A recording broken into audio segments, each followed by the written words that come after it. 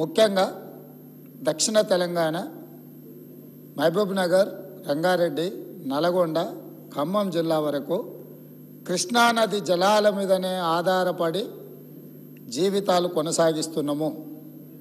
మహబూబ్ నగర్ జిల్లా 10 లక్షల మందికి పైగా వలసలు పోయి తట్ట పని, పార పని, మట్టి పని, బొగ్గుబాయి, ముంబై లాంటి వలసలు పోవడానికి కారణము 2009లో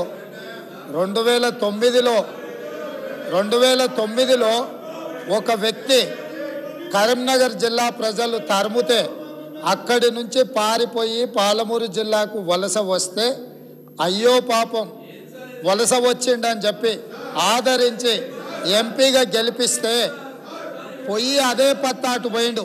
ఇవాళ అలాంటి జిల్లాకు సంబంధించి కృష్ణానది జలాల మీద చర్చ జరుగుతున్నప్పుడు ఆ మహానుభావుడు ఇక్కడికి రాకుండా ఫామ్ హౌస్లో దాచుకొని ఈరోజు తెలంగాణ సమాజాన్ని అవమానిస్తున్నాడు.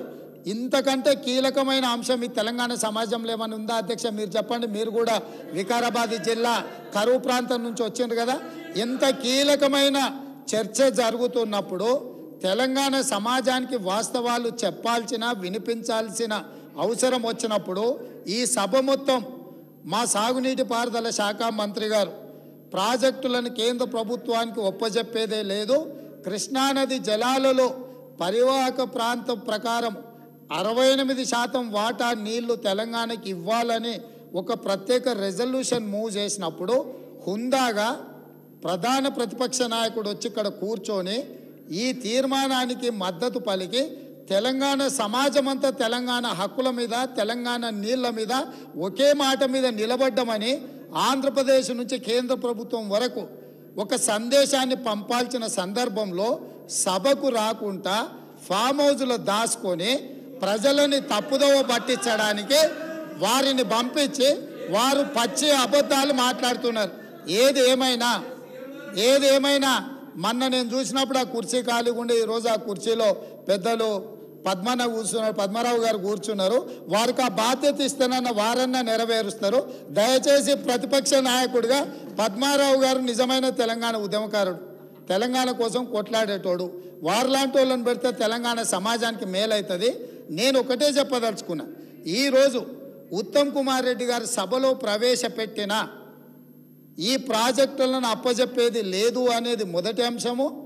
పరివాహక ప్రాంతం ప్రకారం 68% నీళ్లు అంటే 551 టీఎంసీల నీళ్లు తెలంగాణకు రావాలి అని వారు తీర్మానం ప్రవేశపెట్టినరు. దానికి అనుకూలమా, వ్యతిరేకమా? మొదట ఆ విషయంలో స్పష్టత ఇచ్చిన తర్వాత మిగతా ఏ విషయాలైనా మాట్లాడమనుండ్రి. అంతే తప్ప ఇవాళ వాళ్ళ మాటల వల్ల, వాళ్ళ చర్యల వల్ల శత్రువులకు బలం చేకూరుతుంది. శత్రువులకు దొంగలకు సద్దిమూటం మోసే విధానం మంచిది కాదు. ఇప్పటికైనా దొంగ బుద్ధి మార్చుకొని తెలంగాణ బుద్ధి తెచ్చుకోవాలిగా అని చెప్పి నేను వారికి విజ్ఞప్తి చేస్తున్నా. స్పీకర్ సార్, ఇప్పుడు రేవంత్ రెడ్డి గారు కూడా తెలంగాణ ఉద్యమం గురించో తెలంగాణ గురించి మాట్లాడితే దయ్యాలు వేదాలు వెళ్ళించినట్టు ఉంటుంది. ఈయన మాట్లాడేది అధ్యక్ష. ఇప్పుడు ఈయన గారు కేసీఆర్ గారిని కరీంనగర్ నుంచి తరిమితే మహబూబ్నగర్ వచ్చిందన్నారు. ఆయన జీవితంలో ఓటమెరగని నాయకుడు. సిద్దిపేటలో అయినా, కరీంనగర్ అయినా, మహబూబ్ నగర్ అయినా, గజ్వేల్ అయినా. మరి నిన్ను కొడంగల్ తరిమితే నువ్వు మల్కాజిగిరికి వచ్చినావా? నువ్వెందుకు వచ్చినావు మల్కాజిగిరికి? ఒకవేళ మమ్మల్ని చూపిస్తే 2 ఏళ్ళు మిమ్మల్ని చూపిస్తాయి. అధ్యక్ష, ఇప్పుడు సబ్జెక్టు డైవర్ట్ అవుతుంది కానీ అదర్వైజ్ అంతకంటే ధీటుగా ఘాటుగా నేను సమాధానం చెప్పగలుగుతా అధ్యక్ష. But I don't want to deviate. Still I want to maintain restrain. అధ్యక్ష ఈరోజు ఇప్పుడే ఉత్తమ్ కుమార్ రెడ్డి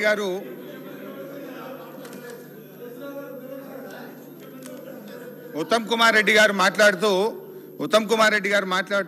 లాస్ట్ ఇయర్లోనే 50-50 రేషియో గురించి మాట్లాడడం ప్రారంభించారు అన్నారు. అది అవాస్తవం అధ్యక్ష. మీరు రాసిన దాంట్లో పెట్టినారు డేటెడ్ 7 జూలై. స్పష్టంగా మొదలే చెప్పిన, మీరు బయటకు పోయి నువ్వు లేరు రేవంత్ రెడ్డి గారు, యూ వెంట్ అవుట్ సైడ్.